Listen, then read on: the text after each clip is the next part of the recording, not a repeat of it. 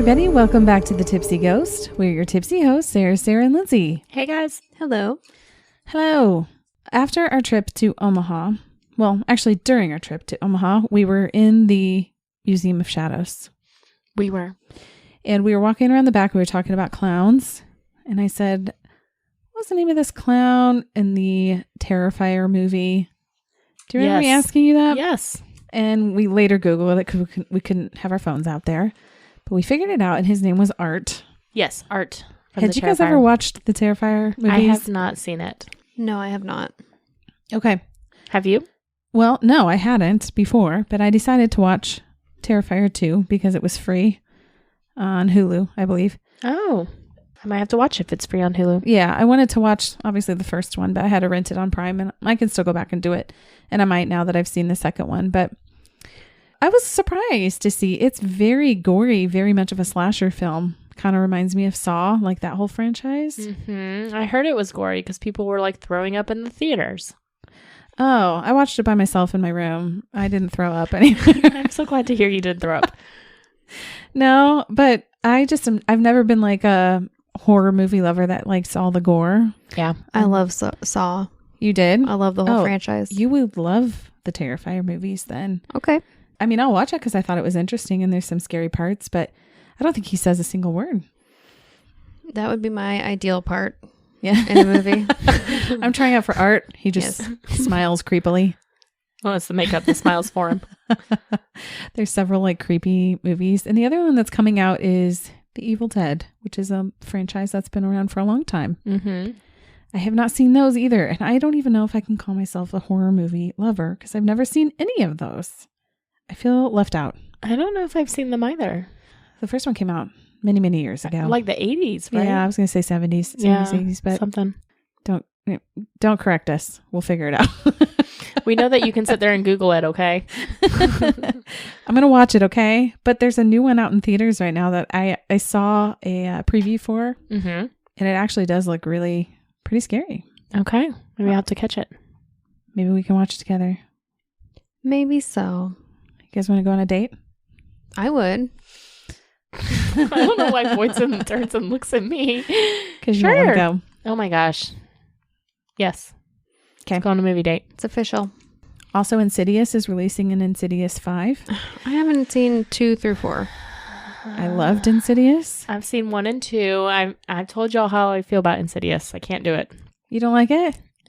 I like it. I told you this scary? many, many moons ago on the remember. podcast once that, remember when I used to have those night terrors when I was a kid? Yes. The character from Insidious is kind of how I visualized him as a kid. So it just freaks me out too much. Okay, Insidious is where I learned that I might be astral projecting. It was a when good they talked movie. about that. I was like, oh, that's the word for that. Didn't know that. Yeah. Yeah, so that's coming out with another one. And Conjuring is coming out with another one before the show starts on HBO. I saw that they announced something on HBO. So that's a show? It'll be a show on HBO, but that was rhyme. But they'll have another movie, I think, coming out before that. And is the show just going to be like following their cases, kind of like the movies were? Or I don't know. I don't know if it'll be the same people or not. But I like all those things, and I'm excited for all those to come up this year. I will watch the new Conjuring. I'm ready to tell you guys my story now. Please tell me your story. What is your story about? Well, my category was smorgasbord, and I chose to talk about a conspiracy theory because we have not done that in a while. That may have been a mistake because this was one that I started researching and thought, oh no, I may have bit off more than I can chew. It's a big one. It's a big one. I tried my very best to paraphrase it, but there are several different rabbit holes within this story, as they usually are with conspiracy theories, especially government conspiracy theories, that can get a little confusing. So I have cut so many things out of my story. I've tried to cut it down as much as I can. So here we go. All right. I'm ready. We're going to go back to World War II. Okay. Nazi Germany. Oh, okay. Hitler was in control, and the Nazis, specifically Hitler, he was obsessed with finding a weapon that would help destroy the rest of the world. So he promised the Nazis that he would build weapons so powerful that they would be in control for the next millennia. He made a lot of crazy promises. Yeah, he was not the best. I don't know that worked out. for him. It did not. Luckily, it did not. But scientists working with the Nazis, they wanted to create aircrafts that were bigger, faster, and could go undetected from radar. And Hitler at this time, he had so much power in that regime that he would basically just ask for something to be done, and several people would go to work for it. Right. They may not be able to get it done, but they're going to try. So when he started asking for a new aircraft that could help him win the war, they got started working on several different types of aircrafts. And at this time, German scientists and engineers were like light years beyond anybody else in the world. They were studying genetic manipulation, mass hypnosis, and time travel. So these were all kind of interests that were sparking their prototypes, if you will. While the rest of the world, we were just trying to build one aircraft. We just want one that goes fast. They developed dozens. Some say hundreds. Actually, it turns out that they were probably working on these advanced aircrafts even before World War II. We really don't know how long it had been going on. So how did Germans know so much about how to build these aircrafts? Any guesses? Aliens. It's aliens. That's not what I was going to guess, but okay.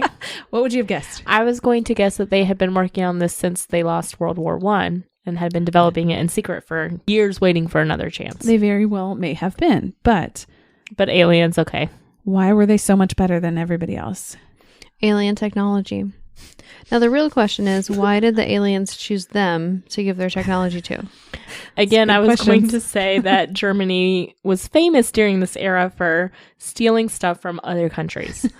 So they were probably compiling all of this information from other countries that they had figured out. But okay, aliens again. I like the way both of you think, and all of it kind of comes together. They are kind of both right. Aliens, and they stole stuff from other people because that's just how they were at the time. That's how they were. In 1937, I'd never heard of this story, and it's very brief, but a UFO crashed in the German countryside. Of course it did. And this info, it's based off of eyewitness accounts and rumors, okay? So it's very reliable, Lindsay. Listen, we're 10 minutes into your story, and Boyd's already giving me a dirty look. I did. I had a feeling this is how it's going to go down. So when he heard about the crash, he sent scientists immediately to the site to investigate. And supposedly the craft was dismantled and moved to a different area near the Rhine River. Listen, Lizzie, I'm just reporting back what they're saying. How does it make you feel to know that Hitler was a UFO conspiracy theorist too? There was a lot of things. He was a believer in the occult. He had some problems. We all know that. But anyhow, they tried to replicate the crashed craft, but they just couldn't do it. They couldn't quite match the metal or the solution that was used to propel the craft. So they realized that this was not from their area. It was obviously from space. It was by their area. Do you mean Earth? This was not from their Earth. This was not from the area. It's from Uranus. It's from Daddy You. Stop Okay, it. sorry. Nip Daddy. Nip Daddy sent his people. The noobs. And they fucked up and crashed in Germany. They're like, "Ah." Wrong time to crash in Germany, people. Seriously. But this didn't deter them from trying. It's likely that they built dozens of different prototypes and tried to recreate this. And of course, once they build them, they have to try to test them, right? Sure. I mean, that makes sense. So now, 1938, Nazi Germany, they claimed territory in Antarctica, which was kind of weird. Who wants Antarctica? Just kidding, Germany Antarctica, does. we love you. I do. There's so many penguins down there. I just don't see Germany really wanting Antarctica for the penguins. It. No, they wanted that spot because they sent an expedition and planned several others. And it turns out that later, way down the road after the war, the U.S. sent their own secret expedition to find out what was actually going on. What's up in Antarctica? Yeah, they're like, why does Germany want this so bad? Well, right, turns suspicious. out it is very suspicious. That's my point. Those documents are still classified. We have no idea what they found. TBD. Aliens. Probably. This is one of those things that the more you dig in, the more you're like, I know nothing about what is classified, what's really going on. That's why we need Boydston to be It's invisible. horrifying. I know, when we were talking about that earlier, Yeah. I was like, I know. Well, it's thought that they were conducting research on advanced technology, including rocket propulsion, and even experimented with a circular winged aircraft. So now, 1944. Yes. We're in World War II. We're in the thick of it. It's happening. And hundreds of pilots around the world, they witnessed the most prolific series of UFO sightings ever recorded. They're just seeing them everywhere. Like official real people pilots? Correct. Like military personnel. That's a lot of people that have seen these aircraft. So what they're seeing, though, they determined was something called a Foo Fighter. Is this where the Foo Fighters got their name? Indeed. Oh my gosh, I love this. Okay.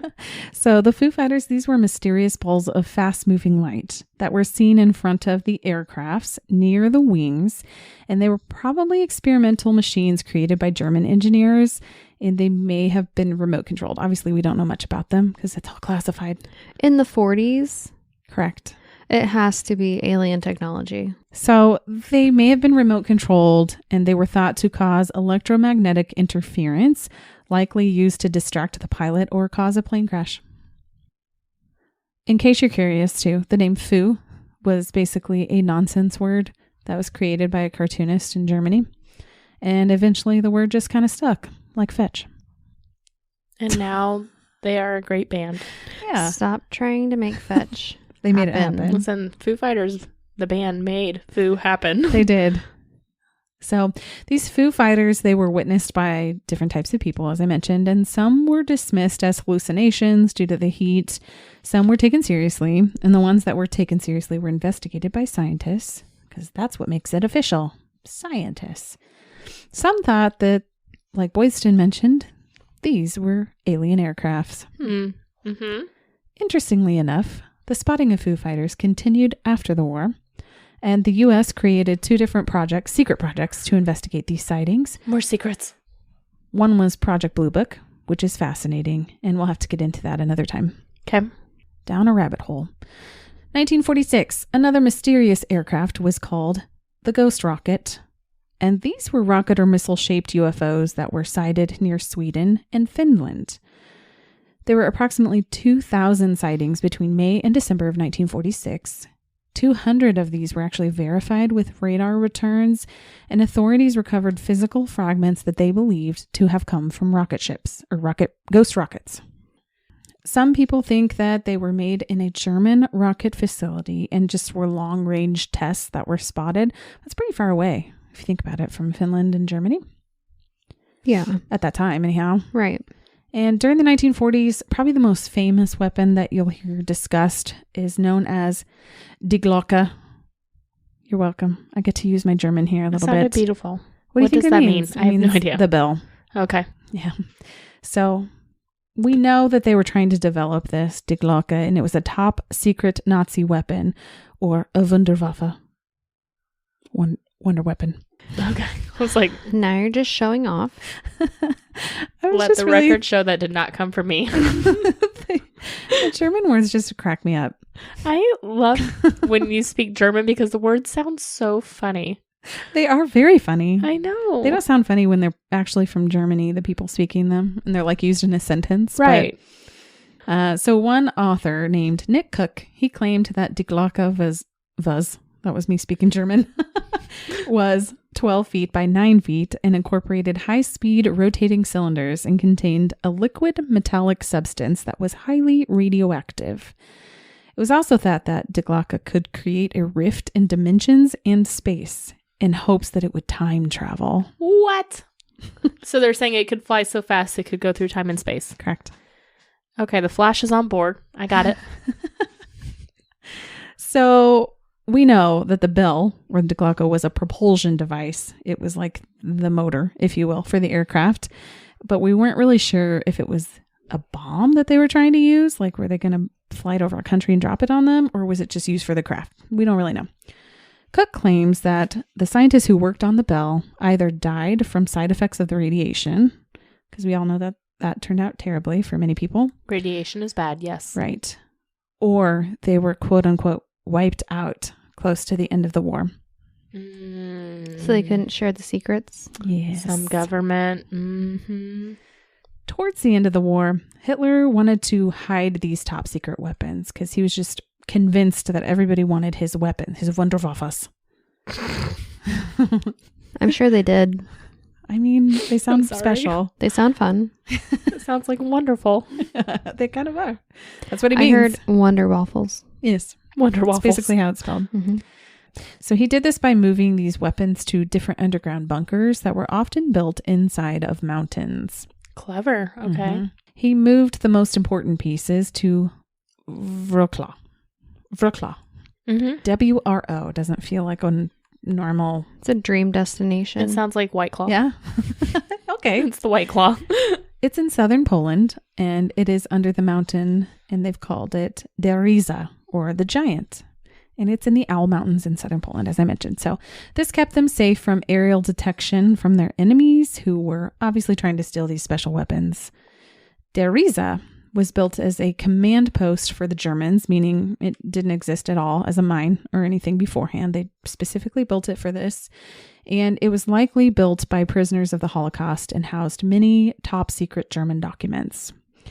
It was essentially an underground city, which is just fascinating to me because I don't remember ever learning about this in history. This was kept out of our history books Yes. for reasons. We did not learn this. No, we did not. And so in Deriza, the soldiers were lined up along the way in hidden niches, and they had guns, and they would kill any intruders. Mm. So testaments from people who worked in the cave with Diklaka say that there was a test rig for a ship that would take off and land vertically, and that it would be noiseless while it was in air. And it was actually tested even further underground because it was so unpredictable, especially with radium, that they just had to test it even further. So documents prove now that Nazis were developing an anti-gravity propulsion system, and the underground facility was abandoned in a rush, and they left lots of equipment there after the war, including masks, guns, artillery shells, and they were just left there. They're still there. You can actually Google it and go there. I'm surprised that hasn't been taken by the government or something. I'm sure all the documents have, Mm-hmm. but all the things that they might feel like are insignificant are left there. And another thing I find fascinating that we just never heard about, it's estimated that 40,000 people died there. Why? Well, either they were building it, they were, Like Kind of hazards. Holocaust, Yeah, yes. something happened. or the people working there were killed. They killed people pretty easily. Okay, so 1945, the Nazi regime fell. Americans and Russians were in a rush to get to the... Russians were in a rush. The Russians were Russian. You don't say. I Rushing shouldn't say around. that. I was going to say the Russians were Russian, but no, please don't say that. Well, they were trying to get to these top secret documents and the data that the scientists left behind. The Americans set up a top secret operation because everything's top secret. Of course, always. This was named Operation Paperclip. Ever heard of it? I think you mentioned it before. I like to talk about this topic, if you can't tell. The goal was to bring as many Nazi scientists to the U.S. as possible after the war. Okay. And this is how they gained a scientist named Werner von Braun, who later became a chief scientist at NASA and helped get astronauts to the moon. I was going to say they were bringing them over because of their knowledge. Absolutely. Well, I mean, they were working with the Nazis, so I don't know if it was free will or not, but they were definitely working with the Nazis, but they were very smart. At the end of the war, the Allies obtained more than 2 million patents that were either given away or sold to private industries, so not sure where those went. Americans, they later worked with Canadians and developed their own flying saucer. I watched the videos of them trying to take off their saucer that they built. Didn't work so well. No, it was like a womp womp. Mm. After a ton of money and lots of time, they just couldn't quite get it done. But of course, there's a conspiracy theory about that they actually succeeded and just showed everybody a flop so that we would stop asking about it. But really, We succeeded. they did it. It's pretty smart, though. Maybe. In 1947, a flying disc craze happened after a man named Kenneth Arnold claimed that he had an encounter with 9 crescent-shaped objects moving at a very high speed. And this was kind of interesting because he was not military personnel, but he was highly respected. In 1950, an Italian scientist named Giuseppe Belluzzo wrote an article in an Italian newspaper that claimed, quote, types of flying discs were designed and studied in Germany and Italy as early as 1942. His opinion was that quote, some great power is launching discs to study them. So Giuseppe is really just setting the tone that perhaps a higher being is involved here. And by the 1960s, people really start to talk about different conspiracy theories and they start throwing all sorts of crazy things out. And I'll try to touch on a few of those because you were kind of asking in the beginning, like, well, what makes them think that this was alien related? Yeah, well, there's a lot. That's a different rabbit hole, but I'll do my best to do a quick little synopsis. Now I'm afraid to read the UFO code names in German because somebody said, no, this is you showing off. Please read them in I'm German. gonna read them. Yes, I want you to. The various code names that were used for the Nazi UFO craft. As long as you translate them for me. I did not translate them. Oh, okay. Rundflugzeug. Feuerball. Ooh, Fireball. Flugkreuzel. Something craze. Kugelwaffe. Apple cake. Codename Apple Cake. I did not practice this one. Jenseitsflugmaschine. Something machine. Mm-hmm. It's a Flug machine. And Reichsflugscheibe. Reich is the Reich. Yeah, that's... The Reich machine. Yeah, What is close enough. What's Flug? Because you said Flug and Fly. Reich. Fly. Mm-hmm. Oh, the fly machine. The fly machine. The Reich flying machine. I mean, that makes sense. And several more, but I'm going to spare you. Okay. So a book written in 1960 called The Morning of the Magicians talks about a cult that was based in Berlin. And this cult is based off of another book called The Coming Race. Never heard of it? I have heard of it, yes. But it is basically about a master race. And that's kind of where Hitler drew a lot of his theories from. Correct. It tells the story of a man who finds himself in a subterranean world with beings who kind of resemble angels / aliens. We're not sure. He soon discovers that these beings have telepathic abilities and learns everything he can about this group of people. Several years later, the authors who worked together on the first book, the authors of The Morning of the Magicians, expanded their work to connect the underground society and UFOs. They imply that the society made contact with alien race and also dedicated themselves to create a spacecraft that could be used to reach the aliens. They apparently also worked with the Nazi Party to develop flying discs, as told in this book. After the Nazis were defeated, the underground society retreated to Antarctica and vanished into Hollow Earth to meet up with the advanced race that was inhabiting inner Earth, obviously. The lizard people. That's why he wanted Antarctica. Yes, exactly. The penguins are with That's the why lizard So people. you were asking why he wanted Antarctica, and that's why. Interesting. Okay. And it's thought that Hitler and the Nazis obviously believed this story. Author and Holocaust denier Ernst Zundel wrote books. Do you know who I'm talking about? No, but as soon as you said Holocaust denier, I was like, Yeah, for sure. Wrote books claiming that flying saucers were Nazi secret weapons that were launched from an underground base in Antarctica. He also sold tickets to have a seat on an exploration team that was trying to locate the entrance to Hollow Earth. I wonder how much those went. $9,999. He can't just round up to You 10,000. cannot. What is wrong with him? Well, it makes it look like you're getting a deal. For the low price of $9,999. In 1978, the last kind of weird, well, I'm sure there are several different weird theories and books written, but the one that I was going to tell you about was in 1978, a Chilean diplomat and Nazi sympathizer published a book where he claimed that Hitler was actually an avatar of Vishnu and was communicating with gods in underground Antarctica. They're obsessed with Antarctica. The author believed that Hitler would lead a fleet of UFOs from the base to establish the Fourth Reich. And this is obviously just a hypothetical Nazi Reich that followed the Third Reich. So my question is, what do you think? Did the Nazis have help from the aliens to build their aircrafts? Lindsay? No. Boydston. I'm really disappointed that the aliens helped the Nazis. I'm disappointed in the aliens too. Yeah. I want to say no because of that, because it makes me really mad.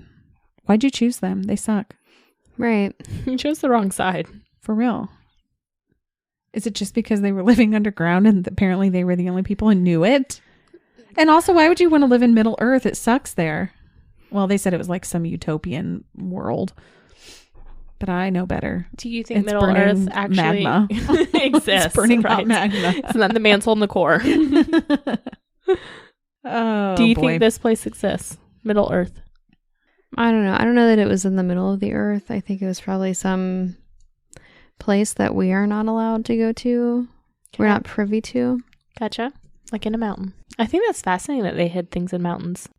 So they know a lot of these things, but not everything, because several, like thousands of documents have recently become declassified, so they can look through those and confirm that these secret projects existed, that they were definitely researching Galaka, they were trying to figure it out. But beyond that, they don't really know anything.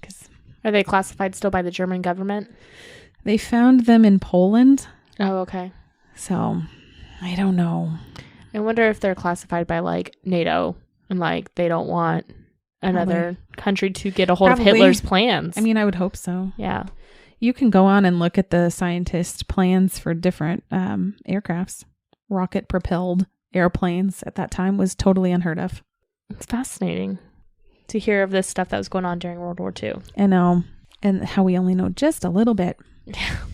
Just a little bit. And is it even... And what we know is true? horrible. Yeah.